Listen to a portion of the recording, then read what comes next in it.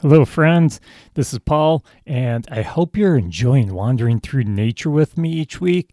Well, if you enjoy wandering through nature and you enjoy journaling those wanderings, in other words, writing down or drawing whatever you find out there on our adventures, well, I've got an awesome nature journal for you. Yeah, I have 3 different nature journals with 3 different covers on them. The insides are pretty much the same, lots of blank pages for you to write and draw all your experiences and your feelings while you're wandering through nature.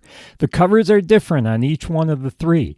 And I also, for the young at heart or the youngsters who wander through nature with you, I have a children's nature journal, which is a guided nature journal. Lots of pages filled with ideas and suggestions for adventures in nature. Maybe they want to go exploring nature at night, doing a bug night. Well, they can do that with my suggestions, and they can write everything down in their journal. And of course, I did leave some pages blank for the youngsters to actually fill them out. Where can you get these awesome journals? Well, they're available now on Amazon. Yeah, Amazon.com. Do a search for author Paul Farringer, and you'll find the Nature Wanderer journals. And I'm in the middle of creating some new ones, so keep an eye out and grab those journals while they're available. Have a great day and keep wandering through nature.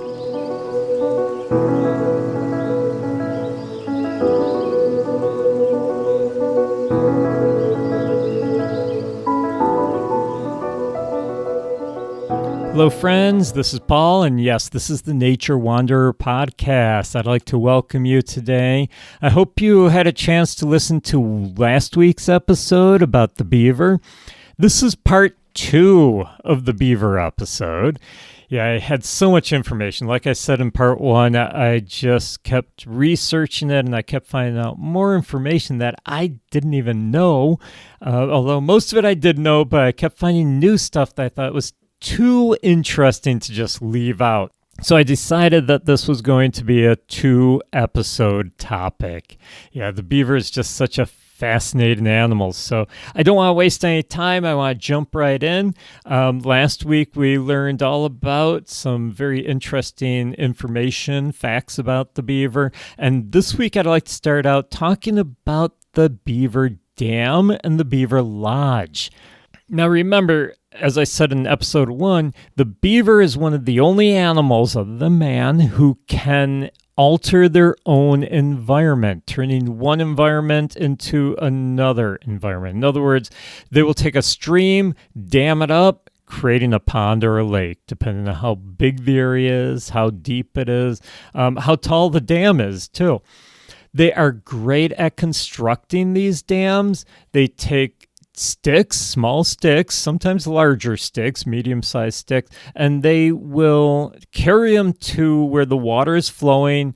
They will wedge it into the base of the stream or creek, and they will keep adding mud to it. So they keep adding sticks, adding mud, more sticks, more mud, pack it down, not with their tail, with their front feet, and they keep doing this until the dam gets big enough to back up the water. Now, they're turning the stream into a big enough section because of protection. It protects them from danger. Short legs can't run away from danger, so they build a pond so that they can swim away from danger, go under the water where most of their predators can't go. Now, this mud, as it dries, almost turns to a cement. Have you ever tried tearing apart a beaver lodge or a beaver dam? I have. I had an incident where there was a town that wanted to destroy the beaver that ended up in their local park. And so they kept talking about trapping it or shooting them. And so for the sake of the beaver, I jumped in with some friends and we built a beaver baffle, and the beaver kept trying to dam up the beaver baffle, and they were doing a pretty good job. So we would have to go in once a month and start tearing these sticks out, and it is not easy. Yeah, those sticks are really packed in there, and the mud, like I said, it turns to like a cement consistency. So it's so packed together, it's hard to rip apart. Now, there is damage to the dam now and then, sometimes from fast running water, or maybe from a coyote or fox digging at it, or a human trying to get rid of the dam because it's flooding upstream and they don't want it to. So the beaver will constantly repair their dam. They're always checking it to make sure if there is a leak in it, they can repair it, they can fix it. Beaver know where the leaks are because they can hear them. Yeah, they don't like the sound of running water. I remember reading many years ago about an experiment that scientists did where they found a beaver dam in perfect condition. I mean, it wasn't broken down, didn't have any leaks, and they set a tape recorder on top of the dam, and the recording was of running water. Now, they turned it on, and they just left it, and they returned the next morning to find the tape recorder was covered in sticks and mud. It was buried. So the beaver heard this running water is driving them crazy, and it's like, I've got a leak here, I got to fix it. They didn't see the running water, but they heard it, so they had to get rid of it. And so they covered that tape recorder up until they couldn't hear it anymore. Problem solved. So yeah, it's the sound of flowing water that the beaver doesn't like because it means that, well, there could be danger with their dam, which is going to break, and then they have to rebuild it. Now, the height requirements of the dam is actually figured out by the beaver. They don't just go willy-nilly on it and say, here, let's just keep piling logs up until it looks good. No, they actually will keep raising the water level until it's right at the height that they need. Now, there's a couple of requirements. First of all, they need the water deep enough so that it won't freeze down to the bottom of the pond, because then they can't survive. We'll talk about the lodge in a minute, and basically there's entrances to the lodge under the water. So they have to get out of those entrances into clear water. So it has to be deep enough where it doesn't freeze. But it also has to be shallow enough so that the lodge floor doesn't flood. Yeah, they need dry space in the lodge. The lodge is not filled with water. And since I'm talking about the lodge, let's talk about the lodge. So the lodge is also built like the dam, with sticks and mud. Very tough to take apart a lodge. I did once see a video of a coyote digging at a beaver lodge, and he just kept digging, and he was probably there for like 15 minutes, and he finally just gave up. He knew there was beaver inside. He could probably smell them, probably heard them, but he could not get in there. So he just gave up and walked away. It just wasn't worth the effort. They are a fortress, these lodges. Now, the lodge is usually built off of shore, although I have seen lodges that are built very close to the shore. But usually they like to be far enough offshore where animals can't swim out to it. It's better protection. But I have, like I said, I have seen quite a few, actually, beaver lodges built right next to the shore. Once again, it's tough for an animal to dig into them, so they are fairly well protected in this fortress. The lodge is in the water. There is land inside, so they build up on the middle of the lodge so that they have a nice dry place. And then there's a hole in the middle of the floor of the lodge. And that hole usually splits into two tunnels that go underneath the water and come out under the water. They don't have entrances up above the water because that's, well, not good, because animals can get into that entrance then. Coyote, fox, they can go right down into that entrance and get at the beaver. So the doors, the entrances, are built with these tunnels exiting out and entering in through the water. Now, they will have usually 2 entrances to the lodge. Now, the reason for that is if a predator does start going into one of the entrances, they can easily escape out the other entrance. Now, there's also a vent somewhere in the lodge, usually a hole, very small hole or a few holes, venting out to the air above. You got to realize this lodge has entrances into the water, so you're not getting any fresh air into the lodge. That's why they put this vent somewhere in the roof. But you've got this tangled mess of sticks. Good luck in finding out where that vent is. It's not like they put a chimney on that you can easily see. Now, not all lodges are built this way, though. You see, when there's young male beavers leaving the lodge and they're looking for a place of their own, they will usually find a stream or a creek or a river, and they build what we call a bank den. So they dig a hole in the bank of the river, and they make their den in there. It's very small. The reason is that it's only for them. They don't have a family yet. They haven't mated. They haven't found a mate.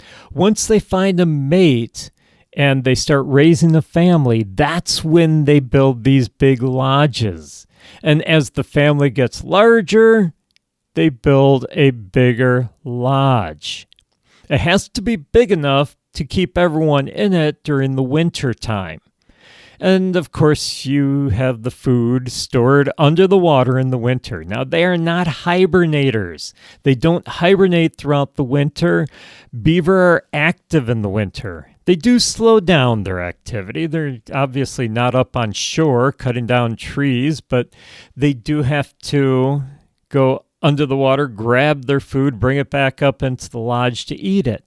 So they are active in the winter. They don't hibernate. They don't sleep away the winter. They just slow down their activities. And because they're slowing down their activities, they don't need to eat as much. So they don't have to store a whole lot of food, just enough food to keep the entire family alive throughout the winter. And speaking of family, what is the family unit? Well, they do mate for life. Beaver, once they find a mate, they will usually, I shouldn't say they definitely, but they usually mate for life. Sometimes if a mate dies, they will find a new mate. Their breeding season is between January and March. Brr, that's cold. What else have you got to do in the den, though? Yeah, breeding season is between January and March, and as the thaw comes in May and June, that's when the kits are born. Yes, that's what you call a baby beaver, a kit, K-I-T. So the kits are born in May and June. Now, they average around 4 kits per litter. Now, they have 1 litter per year. They can only have 1 or they can have up to 8. It all depends on how much room they have and how much food is available, how big the pond is. So there's a lot of factors in how many kits they have in their litter. But the average is 4. The maximum is usually 8, but there are some studies that have shown them to have like 1 kit in a year, and there was a lack of food that year. Maybe there was a drought and there wasn't as much plant life for them to eat. So yeah, the number depends on the food availability. Oh, and it can also depend on the age of mom. As they get older, they don't give birth to as many kits. Now, the kits are weaned at 10 to 12 weeks of age. So they will get their nutrients from mom for the first 10 to 12 weeks, and then she weans them off onto eating the plants and the cambium layer of the tree. Now, the kits will stay in the den with the parents for an average of 2 years. Sometimes the males will leave after the first year, And those are the ones that become the bank beavers. They're solitary. They don't have a family of their own, so they don't need that big lodge. So the males will leave and they will look for a female, but while they're looking, they just build a bank den and they become what we call a bank beaver. Some females, remember I said about 2 years they stay in the lodge. Well, some females will stay as late as 3 years in the lodge, as long as there's room. They do help with the household. They will mop the floors, do the dishes. No, the females, they are helping to take care of the younger kits, helping to gather food. So they do help with the household. The males do while they're there as well. Now, you can have kits from 3 generations living in one lodge. So you have mom and dad, you have the babies of that year, the babies of the previous year as well. So you can have 3 generations living in a lodge at one time. Now, the beavers are sexually mature at 2 years of age. The lifespan of a beaver, anywhere from 10 to 12 years. In captivity, they have been known to live much longer. I read somewhere that they can live up to 18 years in captivity. So the average lifespan, though, in the wild is 10 to 12 years. Now, these guys are great swimmer. As I mentioned in episode 1, we talked all about the tail. The tail acts as a rudder, so it helps them to not only steer in the water, but it also helps to push them through the water. And they have those webbed hind feet. So between the toes, there's webbing. When they spread their toes out, it acts like a fin and it helps to push them through the water. They have waterproofing on their fur. Yeah, beaver, you'll hear beaver fur is waterproof. Well, it's actually an oil that they spread on themselves. There's a gland, the castoreum gland, down by the backside under the tail, and it basically emits this castoreum oil. Now, castoreum oil gets spread throughout their fur, which basically waterproofs the beaver. So they come out of the water, they shake themselves, and they're dry. Keeps them warm. Well, that thick fur also keeps them warm. Now, a beaver can hold their breath underwater up to, you ready for this? 15 minutes. Yeah, 15 whole minutes they can hold their breath underwater. That's a long time. But you got to realize if they're swimming around under the water trying to stay away from danger, working their way over towards their lodge, it may take them that long to get there. Or maybe it takes them that long to dig that piece of food, that stick, out of the mud that they put there for their winter stores. So 15 minutes of holding their breath. I think I could probably go maybe a minute. Now, how do you sex a beaver? Probably something you don't really care about. Well, they're what we call monomorphs. Monomorphs mean that they look alike, male and female. You can't tell the difference between the two by looking at them. Okay, maybe that one's bigger. Well, maybe it's an older beaver. Doesn't mean it's a male. With birds, usually the female's larger than the male. So you can't tell by looking at it. So how do you? Well, maybe you lift the leg up and look at the genitalia. Well, actually, the genitalia are internal on the beaver. Hey, you're in cold water. You don't want anything like that getting, well, we won't go there. But anyhow, the way you tell a male from a female is you squeeze out castor. Yeah, that castor oil, you squeeze it out. And if it's brown, it's a male. At least that's what I've heard from a couple of sources. But from a more reliable source, They say the best way to sex a beaver is you squeeze out this castor oil and you smell it.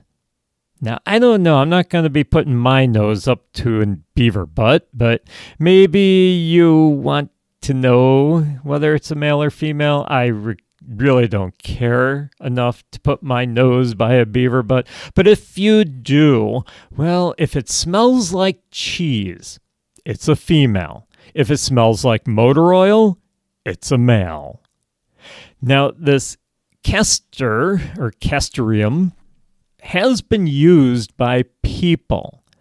Back in the days when beaver were trapped for their fur, well, they also took this gland out of the beaver and they used the castoreum in things like perfumes, in vanilla flavors, raspberry flavors, chewing gum, sweets, gelatin, and much more. And I'd really hate to disappoint those people who really enjoy vanilla ice cream.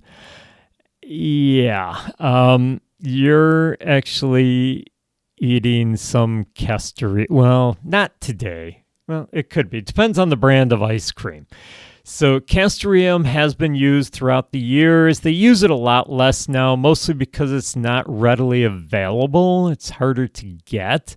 But back in the past, they used it in a lot of things, and mostly because it had a taste like vanilla or sometimes like raspberry. Had this very unique flavor. So they would flavor things with it and they would scent it with it as well. Had the odor of vanilla. So that's why they used it in perfumes. So let's talk a little bit about the history of the beaver. Yeah, they were trapped.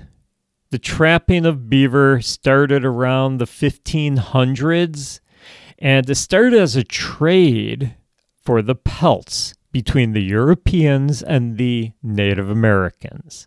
And it continued extensively for about 300 years. You got to realize, in the beaver pelt, they swim around in the water, cold water. They need to stay warm. So they have about 23,000 hairs packed into every square inch of fur. That's a lot. It makes it very soft. And that's why beaver felt hats became very popular. Yeah, they would make these very tall top hats out of beaver felt or the beaver fur. And they became so popular that beaver were hunted, trapped by the thousands because they couldn't get enough of them to make these hats. They also made beaver fur coats out of them. And of course, I talked about the castoreum. So all of these reasons were basically causing the fur trade during these 300 years to be very popular.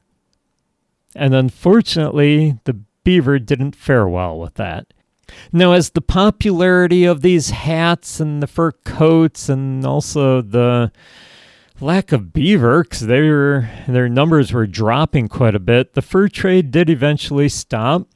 But unfortunately, at that point, they were extirpated from quite a few areas.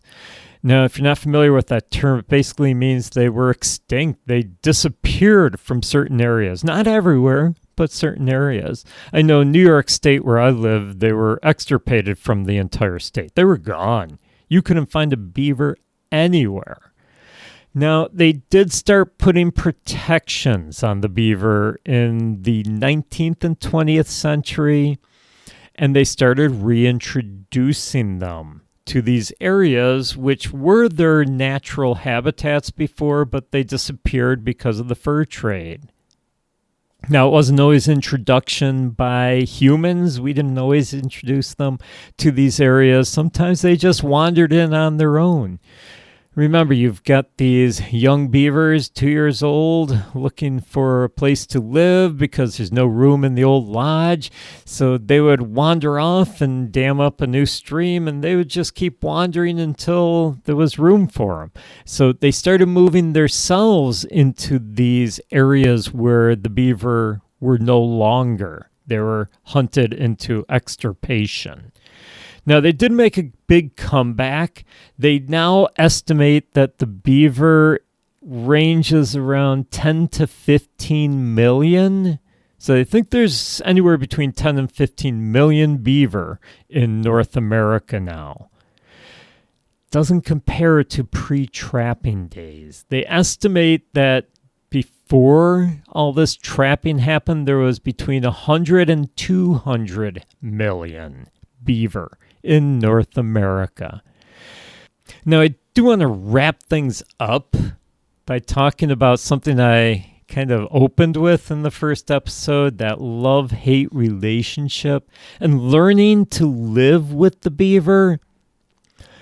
You see, with the beaver numbers increasing and the human population increasing and humans expanding into natural areas, and we love being near our water, we love being near a stream, we love being, well, the more people, the more beaver, the more interactions. Yes, we're going to have more contact with them. And this is true with a lot of wildlife. I hear all the time about wildlife and humans getting closer to each other because we keep moving into their habitat. And what happens is, well, they become a nuisance to people. Hey, they were here first, but we won't get into that. So are beaver a nuisance or are they a benefit? Well, you see, beaver are actually considered a keystone species. If you're not familiar with that term, if you think about, well, what's a keystone? You ever seen these old arches made of stone where they curve up at the top? Well, if you took a bunch of rocks and you started stacking them up in a nice straight stack on top of each other, and then you started curving it, what's going to happen? Those rocks are going to fall to the ground. So what you do is you curve them on one side, you curve them on the other side, and then you stick a V-shaped rock right in the middle. That is what's going to prevent the whole thing from collapsing. That is the keystone. You take that keystone out, everything collapses. The same thing happens in nature. You have what we call keystone species, and the beaver is considered a keystone species. When they disappear, well, the whole ecosystem gets out of whack, and it could collapse. You see, the beaver, when they build their dam, and they create this pond, they're actually creating a whole new habitat. Who uses that habitat? Waterfowl, songbirds, deer to get a drink, animals to come up and bathe, to drink. And you start getting plants growing around this pond. And animals use those plants for eating. You get more insects. You get birds eating the insects. You get, well, basically a whole new chain of life, all because this beaver built this new ecosystem. Study the wolves of Yellowstone. It's very interesting how when they basically hunted the wolves to extinction in Yellowstone National Park, the whole ecosystem started falling apart because the elk became so numerous and they started destroying the stream beds. And, well, I'm not going to get into it. It's a long story, but look it up. The wolf, when they reintroduced it, it put everything back into an equilibrium. Nature takes care of itself as long as we don't mess with it. So the beaver, they're a keystone species. They are very important to the ecology, important to nature, important to the ecosystem. But yes, they can be considered a nuisance. They cut down trees, especially those beautiful trees that we want around our property. And if they cut one down too close to our house, it might fall on our house too. It destroys our property by cutting down these trees. And when they build a dam, it does create that pond, but if it's too close to houses, it could flood the houses.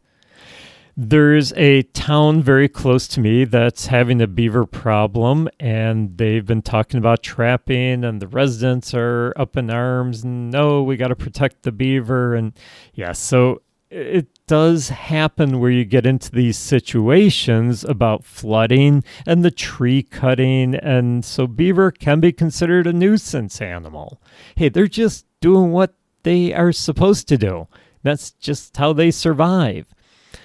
So they have done in the past, and look this up. Do a Google search for beaver and helicopter, and you're probably shaking your head and going, oh no, what is he talking about? Yeah, they used to trap and relocate them, and I have seen these videos, and it's almost comical. They were trapping beaver. They would put them into these wooden crates, attach parachutes to these wooden crates, and they would have a special mechanism where when the crate hit the ground, it would open up the door of this crate, and the beaver would just wander off into this mountainous region where no one lives, and they wouldn't be a nuisance to anybody. And they were dropping these crates with the parachutes on them out of these helicopters up into mountainous regions where they couldn't just drive them up. So it's almost comical to see. They did stop that program after they did have a few incidences where the crate accidentally opened while the crate was in the air. Nowadays, they do a trap and kill a lot of times. I know in New York State here, if they trap a beaver, they are not allowed to relocate it. You are taking someone's problem and putting it in someone else's yard so that it becomes their problem. So that's why it's not allowed to trap and relocate in New York State, and I'm sure there's other states that are the same. So the best thing is to learn to live with them. How do you protect the trees from the chew? Well, basically you wrap them in wire. How do you stop the flooding? You build what's called a beaver baffle. A beaver baffle is basically you destroy part of the dam, you put a nice conduit through, and you let the beaver build on top of that. But on the ends of the conduit, they're either far enough under the water where the beaver can't hear the running water, or you build this big cage around it. There's different ways of building beaver baffles. I actually built one in the local town when I was trying to save the beaver there. And like I said, he kept building around it, and eventually I called our DEC, Department of Environmental Conservation, to see, hey, what else can we do? And the guy told me, he says, did you get a permit for that? And I'm like, a permit? He says, yeah, you need a permit to build a beaver baffle. And when you're dealing with wildlife, you need a permit to change their habitat, to fix things like that. And I says, well, I'm sure the highway department didn't get any permits when they kept destroying the dam. And he says, yeah, well, I'm just going to overlook all of this, and we'll talk to them and see what we can do. Anyhow, so learn to live with them. Build these beaver baffles, protect your trees with wire. Some towns, I saw one up in Seattle, where they're actually building a park around the beaver. So they figured, why fight the beaver? They're great creatures. They're awesome. Let's just build a park that basically landscapes around the pond that this beaver built.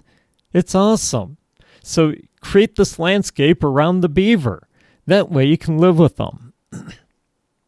Now, if you've never seen a beaver, remember, they are nocturnal, very active around sunset. So if you know where there's a beaver dam or a beaver lodge, grab your lawn chair, go over to that pond or the lake and set it up on the shore around sunset and just sit there quietly and watch. And you probably will see the beaver swimming through the water. I've seen many beaver. Usually around sunset is when I see them, but I have seen them in the middle of the day as well. So get out there, grab a beaver tail pastry, head down to the local pond and enjoy watching them. Well, it looks like we've run out of time. I hope you learned a lot about beaver. I apologize if it took 2 episodes, but I wanted to make sure you got all the information. I thought it was pretty fascinating. Don't forget to invite some friends with you next time. Bring your friends along. Hit that like and subscribe button also. And if you'd like to support the podcast so I can keep doing these podcasts and keep teaching you about nature, join my Ko-Fi page. I am constantly adding new stuff to it. I've been updating the page. I'm going to be adding some more videos to it. So join the Ko-Fi. You can buy Nature Wanderer merchandise. There's the Nature Wanderer Challenge. So go on the website. It should be out pretty soon. I am doing the final touches on it. So take a challenge to get yourself out of nature and get some other people out there. So grab a friend, grab some kids, and get out and explore the nature around you. And if you'd like to journal all your wanderings through nature, don't forget that I do have journals available on Amazon. The links for all of these things are in the show notes, or you can go to my webpage at thenaturewanderer.com or naturewanderer.org, either one. You can go to my Instagram page at thenaturewanderer _ in between each word, or my Facebook is The Nature Wanderer. Check all those out. Links are in the show notes. And above all, keep exploring the nature around you.